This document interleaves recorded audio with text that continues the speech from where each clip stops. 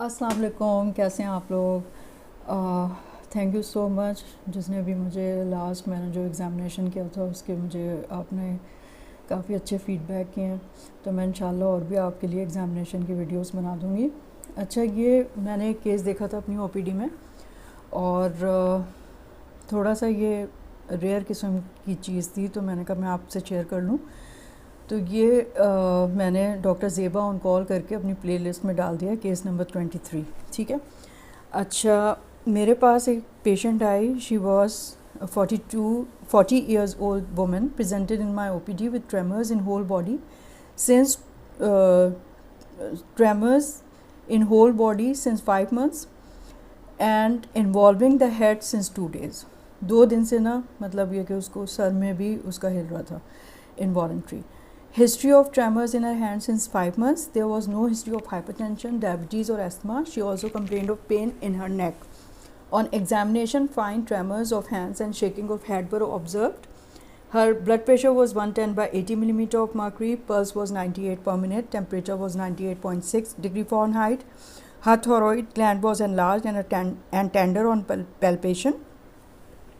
Chest was clear with normal vesicular breathing.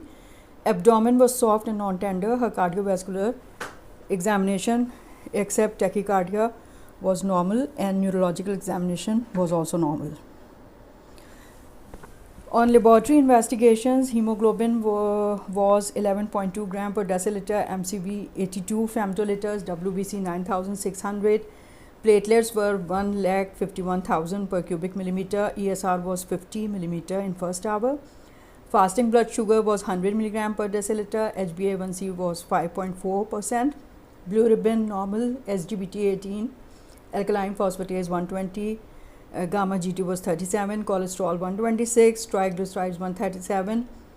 HDL 40. LDL 79. T3 was 5.44.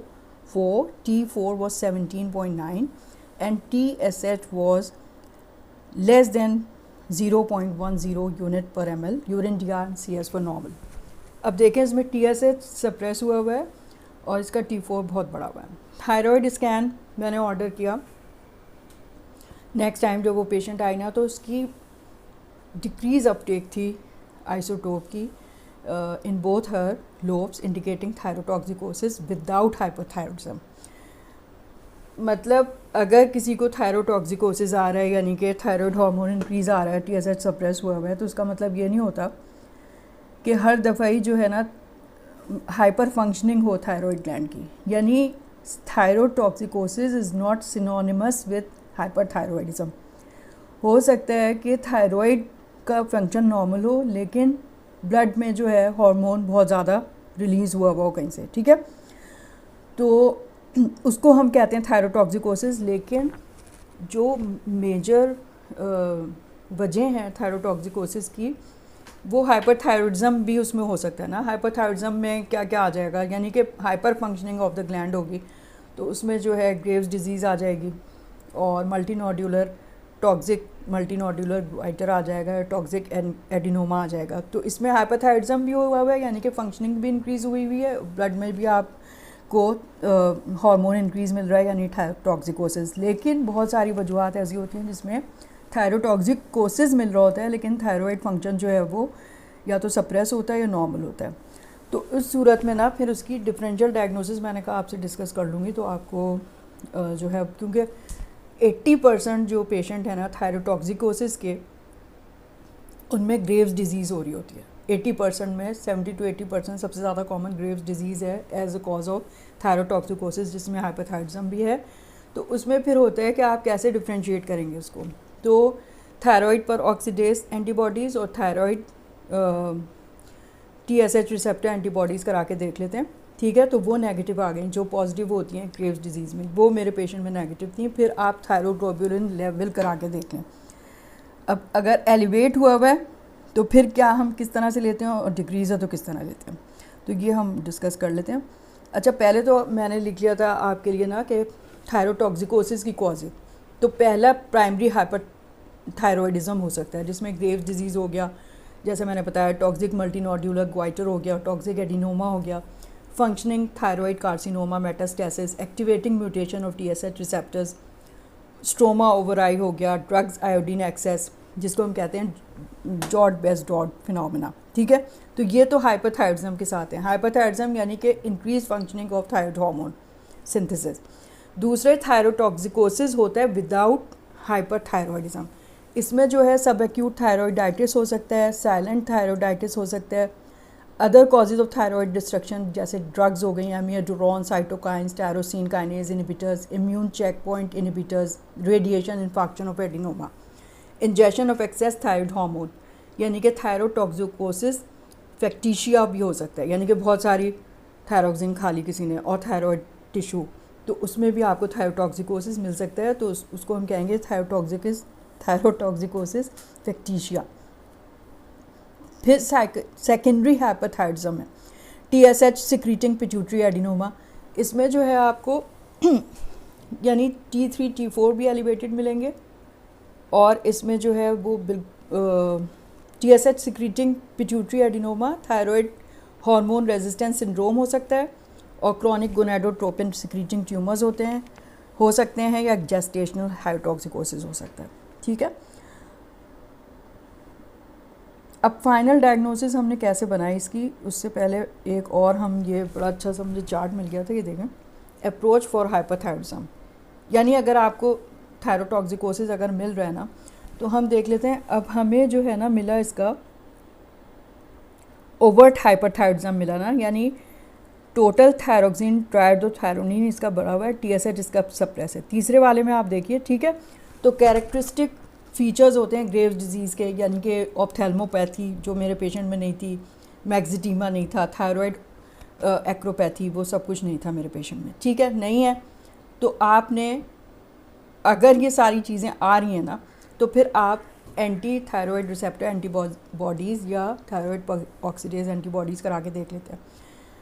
अगर वो positive आती हैं तो फिर वो ग्रेव्स डिजीज़ है।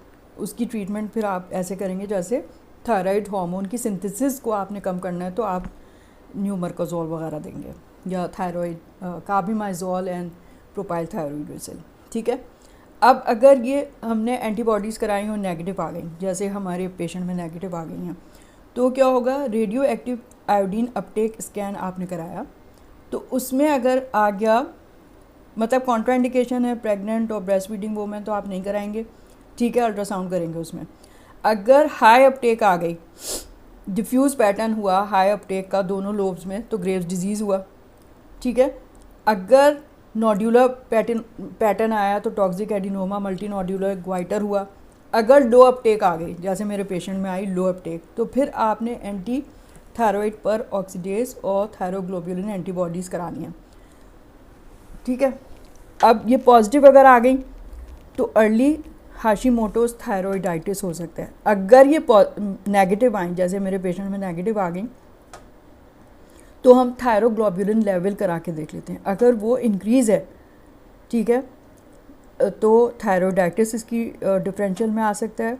आयोडीन, स्ट्रोमा ओवराई, एमियोडोरॉन इंड्यूस्ड हो सकता है, ठीक है। अब मेरा पेशेंट कोई ऐसी मेरी पेशेंट दवा नहीं ले रही थी और अगर लो आ जाए थायरोग्लोबुलिन लेवल तो एक्सोजीनस थायरॉइड हार्मोन यूज़, यानी कि थायरोटॉक्सिकोसिस फैक्टिशिया फिर हो सकता है, ठीक है। तो मेरे पेशेंट की डायग्नोसिस बनी थायरॉइडाइटिस। अब देखें इसकी हिस्ट्री है, 5 मंथ से इसको ट्रेमर्स हो रहे हैं और 2-4 दिन से इसको हेड के ट्रेमर्स वाले, वैसे मैंने कभी हाइपरथायरॉइडिज्म में नहीं देखे हेड के ट्रेमर्स, यानी कोरिया भी रेयरली हो सकता है हाइपरथायरॉइडिज्म में, ठीक है। तो एक रेयर किस्म की ये इसकी प्रेजेंटेशन है। हेड के अगर आप देख लें शेकिंग। अब थायरॉइडाइटिस की जो है ना, हम क्लासिफाई कैसे करते हैं थायरॉइडाइटिस को, it is based on the onset and duration of disease and absence of presence of pain. अब मेरे पेशेंट को जो है वो दर्द था, तो एक्यूट थायरॉइडाइटिस बहुत ही रेयर होता है, सब एक्यूट थायरॉइडाइटिस हो सकता है, क्रॉनिक थायरॉइडाइटिस हो सकता है, ड्रग इंड्यूस्ड हो सकता है, ठीक है। अब अगर थायरॉइड टेंडर है, थायरॉइड ग्लैंड, या पेशेंट जैसे फेरेंजाइटिस हुआ है या पेशेंट दर्द की शिकायत करे नेक में, तो उसकी क्या डिफरेंशियल होती है थायराइड पेन की? पहला है सब एक्यूट थायराइडाइटिस, दूसरा है क्रॉनिक थायराइडाइटिस, फिर haemorrhage into the cyst, fourth malignancy including lymphoma, 5 amiodarone induce thyroiditis में भी पेन हो सकता है, एंड नंबर 6 एमाइलोइडोसिस। ठीक है, तो ये थायराइड पेन की कॉजेज़ हैं।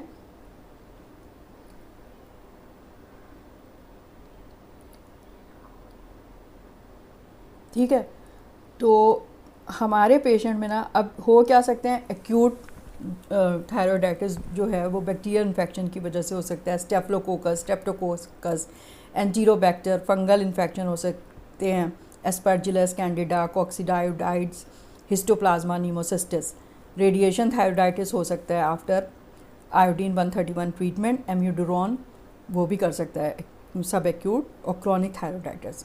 फिर दूसरा है सब एक्यूट वायरल हो सकता है, ग्रैनुलोमेटस थायराइडाइटिस होता है, उसमें अगर आप एमआरएनसी करा के देखें। साइलेंट थायराइडाइटिस, उसमें including postpartum thyroiditis, mycobacterial infection, drug induced interferon, amiodarone, tyrosine kinase inhibitor, immune check point inhibitors, तो ये सब एक्यूट हो गया। अब क्रॉनिक जो ऑटो इम्यूनिटी की वजह से होता है, focal thyroiditis, Hashimoto's thyroiditis, atrophic thyroiditis, Riedel thyroiditis, parasitic भी हो सकता है। ठीक है, अच्छा अब हमने बनाई अपनी डायग्नोसिस सब एक्यूट थायराइडाइटिस। ठीक है, this is also termed as de Quervain's thyroiditis, granulomatous thyroiditis और वायरल थायराइडाइटिस। अब जो है ना बहुत सारे वायरस, जैसे मैंने अभी बताया आपको, mumps, coxsackie, influenza, adenovirus, echo virus, even SARS कोविड-2 भी कर सकता है, या कोविड वैक्सीन मिली हो तो उसके बाद भी हो सकता है। Peak incidence occurs at 30 to 50 years and women are affected 3 times more frequently than men। तो हमारे पेशेंट की उम्र जो है वो 40 है। पैथोफिजियोलॉजी में क्या होता है, thyroid shows a characteristically patchy inflammatory infiltrate with disruption of thyroid follicles and multinucleated giant cell within some follicles.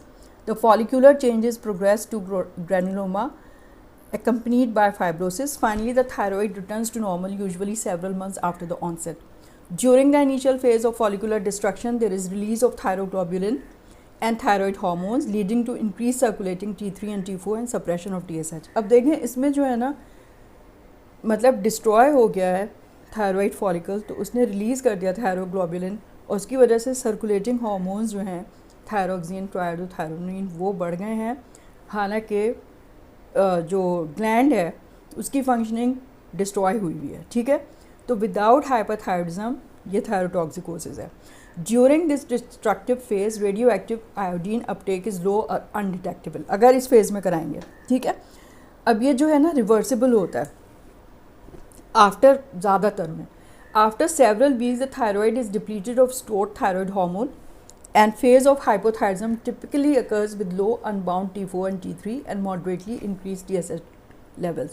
तो मतलब हमको जो भी पेशेंट आया हमारे पास और हमने उसका इनिशियली करा के देखा, थायरोटॉक्सिकोसिस आ गया, सप्रेस हुई हुई थी उसकी जो है वो अपटेक आयोडीन की और थायरोटॉक्सिकोसिस था, तो फिर जो है वो आहिस्ता आहिस्ता जब पूरा थायरोग्लोबुलिन जो है वो डिस्ट्रॉय हो जाएगा, यानी कि यूज़ अप हो जाएगा, तो ज़ाहरी बात है कि वो radio active iodine uptake return हो जाएगी to normal and is even increase as a result of rise in the TSH। तो TSH जब तक रेज होने लगेगा अगर थायराइड हार्मोन नॉर्मल होने लगे तो। ठीक है, finally thyroid hormone TSH levels return to normal as the disease subsides. Clinical manifestation क्या होंगी पेशेंट को? Patient usually presents with painful and large thyroid, sometimes accompanied by fever. There may be features of thyrotoxicosis or hypothyroidism depending upon the phase of illness. तो मतलब phase of illness पे depend करेगा ना कि जिस वक्त thyroid destruction हुई हुई है वायरस या कोई भी इन्फेक्शन से, तो सारी की सारी थायराइड हार्मोन जो हैं वो थायरोग्लोबुलिन जब रिलीज़ होगी तो वो सर्कुलेटिंग हार्मोन्स इंक्रीज़ हो जाएंगे। ठीक है, उस वक्त हाइपरथायरॉइडिज्म होगा। फिर सब जब ये डिप्लीट हो जाएंगे हार्मोन्स तो जो है वो TSH बढ़ने लगेगा और फिर जो है ना हार्मोन जो आपका थायराइड ग्लैंड है उसका स्कैन करा के अगर आप देखें तो नॉर्मल हो सकती है उसकी अपटेक आयोडीन की, और फिर depending upon that patient can go into a phase of hypothyroidism. ठीक है, तो 3 फेजेस हो जाते हैं, हाइपोथायरॉइड फेज़, हाइपोथायरॉइड फेज़ और रिकवरी फेज़। तो patient complains of sore throat, मतलब वो अक्सर होता है फेरेंजाइटिस से डिस्टिंग्विश नहीं हो पाता है। An examination reveal an exquisitely tender small goiter. Pain is often referred to jaw or ear. Complete resolution is the usual outcome, but late onset permanent hypothyroidism occurs in 15% of the patients, particularly in those with coincidental thyroid autoimmunity. मतलब उसको फिर हम कहते हैं हाशिमोटोस thyroiditis. तो सिर्फ 15% cases ऐसे होते हैं जिसमें ये फिर हाइपोथायरॉइडिज्म परमानेंट कर देता है, अदरवाइज ये नॉर्मल हो जाता है। A prolong course over many months with one or more relapses occur in some patients. ठीक है, लेबॉर्ट्री एवेल्युएशन में आप क्या करेंगे? थायराइड फंक्शन डिपेंड करेगा ना कि कौन से फेज़ में हमारे पास पेशेंट आया है। तो thyroid function evolve through the distinct phases over 6 months. Number 1 thyrotoxic phase होगा, नंबर 2 हाइपोथायराइड फेज़ होगा, नंबर 3 रिकवरी फेज़ होगा।